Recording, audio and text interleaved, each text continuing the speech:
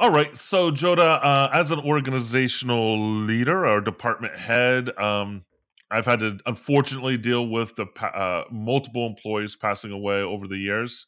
And it's always a shock. It's a sad situation. And there's a lot of different things that, go into that situation because it's a very delicate situation when an employee or a colleague passes away, and especially if you're in a leadership position, because people are looking to you to help manage the situation. And there's family members who are going to be looking towards you because they're going through a grieving process. And the employee obviously had a relationship, an important relationship with the institution or the organization in which they worked.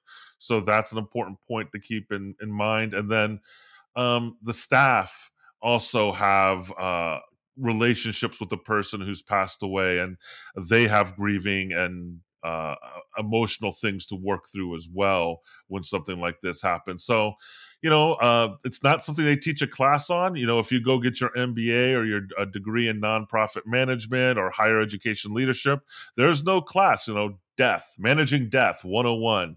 It's not there. So, I know, based on my experience, I've got, just a few pieces of advice I could think of to share with people if they're in a situation where they have an employee who's passed away and they need to navigate those treacherous waters or Yeah, somber waters. yeah. No, I think if we've been around for a while, we've experienced that. I don't know. I mean, for some people, probably depending on the job, maybe more often than others.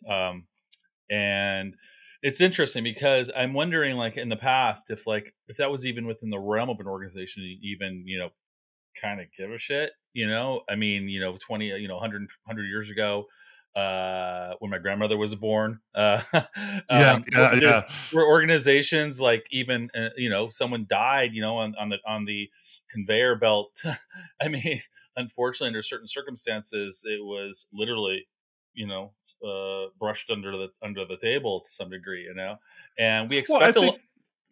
No, I was going to say we yeah. expect a lot more from our organizations today, and I not only are we expecting, I think to some degree they're even imposing is not the right word. There's been a development of kind of seeing your organization as an extended family. They've at least in the product development world that I've been in for software, there's sort of like that sort of, hey, we're a group. You don't ever have to leave the office. Here's a bunch of snacks. We care about you. We're thinking about the bigger picture of you from a holistic perspective. So this death question, it's interesting. It doesn't come up more to some degree, right? Because of the nature of the way business is sort of conducting itself now. Yeah, well, I think, like I said, I work in higher education, as you know, and that's a lot. A lot of that's about building community, and especially I work at a community college, so that's definitely about building community. Um, and and so we have that same metaphor around the organization being kind of like a family. I don't know if I agree with that. I think there's some dangers in that, but I think Oh that's yeah. for a different podcast No, for sure. yeah. No, there are And I, dangers I for can't sure. speak to the past, but I definitely feel in the present there is that expectation that the organization or the supervisor is or the leader of a organizational unit is going to participate in helping with the grieving process, and I think that comes from both the family and the people within the organization. So, and I will just, I'll chunk this out. So there's the family part. And I guess it really depends on how deeply the person in the organization, the person who passed, how deeply they connected with the organization. Because, if they're only there a few months, it's going to be one thing. But if they were there for many years, that's a whole different story because they have deeper relationships. They had a deeper commitment, and their identity was more deeply connected with the organization. And Joda, we've talked a lot about how people spend almost 70% of their lives at the workplace, so it does become deeply entrenched in their identity and how they see themselves, and how they construct meaning about their lives. So I think that makes sense. And the one piece of advice I would maybe even just a warning to folks, if you're dealing with something like this, you're going to be exposed to things from the family, because the family will ask you to participate, and you're going to learn things about your employees that might shock you, because there's the persona that they bring to the workplace, but then there's the family dynamics that they might not have been bringing to the workplace that you're going to learn about. And it's, in some ways, I have been shocked about some of those family dynamics. It's been surprising at times. I don't want to get into details here, but no, please tell more. Yeah, no, I mean, sometimes it's very sad. I mean, I will say I had one employee who passed away. Unfortunately, she lived alone and she was by herself. She didn't have strong ties to her family. And then when I talked to her family after her passing to kind of sort out some things, I learned about why that was, some of the stressors in her familiar relationships. And when I learned some things about her past, it made a lot of other behaviors that she had expressed over the years click into place. So you get some of the exposition about who a person is when something like this happens, which is interesting. But again, I've been asked to speak at funerals and things like that for staff members, and you want to take some time to think about the good things they did, the positive things, the things they contributed to the organization. You also want to think about stories that will connect everybody to that person, because the person, we all have shared experiences with people and how they behave and how, their quirks and their characteristics. And you want to highlight the unique things about the person in a positive way when you're speaking about them. And, I think it's also important as an organizational leader to create space for the grieving and the storytelling that needs to happen after a person has died, because people need that. And I think how you as a leader demonstrate the care with which you approach the situation signals to everybody else in your unit that you're leading how you really feel about them, right?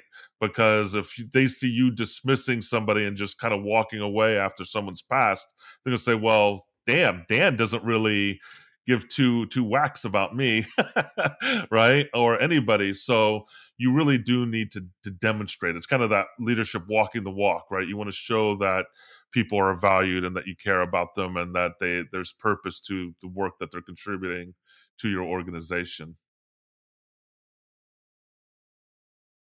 Yeah. Those would be some of my thoughts on that topic. Yeah. And, people handle death differently, and I think it's important that that one acknowledges that probably in general and of course around you. And from an organizational perspective, a death there's the human side of the experience that, Dan, you're kind of highlighting, where you want to be considerate and caring, and that's sort of slightly anathema to, again, from a classic organizational system, that its bottom line probably has nothing to do with necessarily you contending with someone's death, but where organizations are run by people. And so I think there are some things that in an organization that you should sort of consider when someone dies in a structure. And one of them would be to be aware of each other when someone dies, whether the person has been with the company for a day or a year or 20 years. Again, everybody handles it differently. We'll talk more about how people handle death, I think, in a little bit, but to understand that. So just be aware of each other and be considerate and check in on people. And then the second thing would be to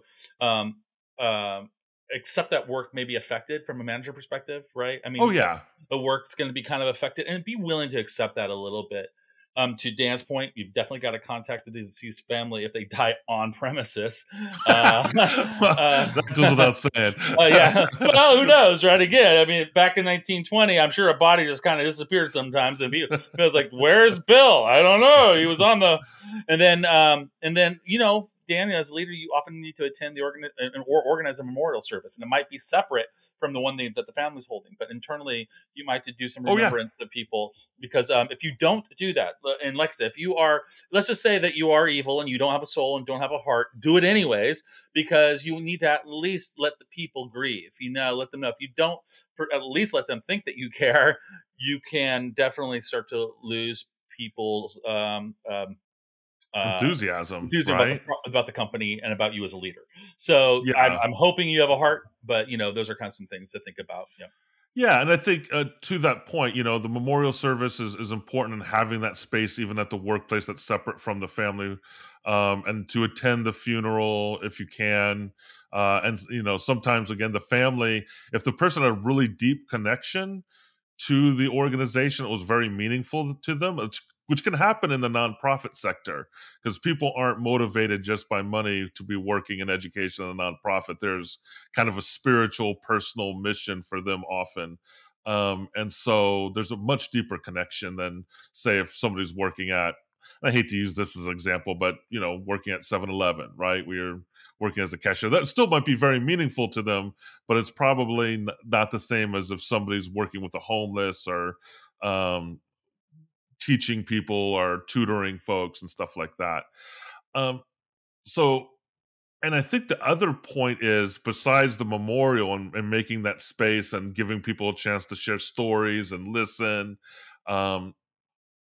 also recognizing that person, if they've been around long enough, they are immortalized in a way within the organization, at least for a time after their passing, because they're going to become part of the folklore of the organization, right? People still reference them later, and what they've done, and this is how this person did it, and oh boy, I missed that. It is always amazing to me, even because as a manager, I'm often the primary place where complaints land, and so after you pass away, people, like, the things that you did that annoyed them, it becomes like this humorous characteristic after you've passed away, right?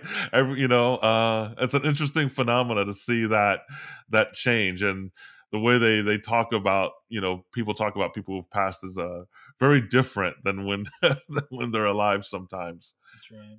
And again, I mean, it's very yes, and back to the sort of resource allotment, or the mechanics of operations due to the death. You need to, with care and understanding, you need to what was that? You need to understand that you're going to have to be moving some things around, probably. And this won't be easy. And you're going to be asking people to fill in the shoes, probably, of this person who died in one way or another, pick up a job, pick up a project that they were working on. And that's going to occupy their desk. That's going to add some anxiety, a little bit of shock. It could. I mean, some people might be willing. I didn't like that person anyways. Good riddance. Yes, I finally got my office. Didn't know them, or they didn't know them, and or they didn't know them. Cold, That's right. So it depends. But my point being is, all I'm saying is, as a leader, you need to be sensitive to that. Or if not a leader, just one of the coworkers, be sensitive to these scenarios, and eventually you all will get through it. I mean, obviously we always do. You get on with getting on. Yeah, it's always a sad experience, but it is something that probably will happen to you as a leader if you're if you're in a management or leadership position long enough. Someone's bound to pass away, and there are resources to help you. Definitely consult with HR, on how you should handle it, and above all, just be empathetic and listen and create space for the grieving process to happen. And there is a reason why we are impacted by death, and that's what we're going to talk about in the next section of the podcast, where we're going to tackle terror management theory.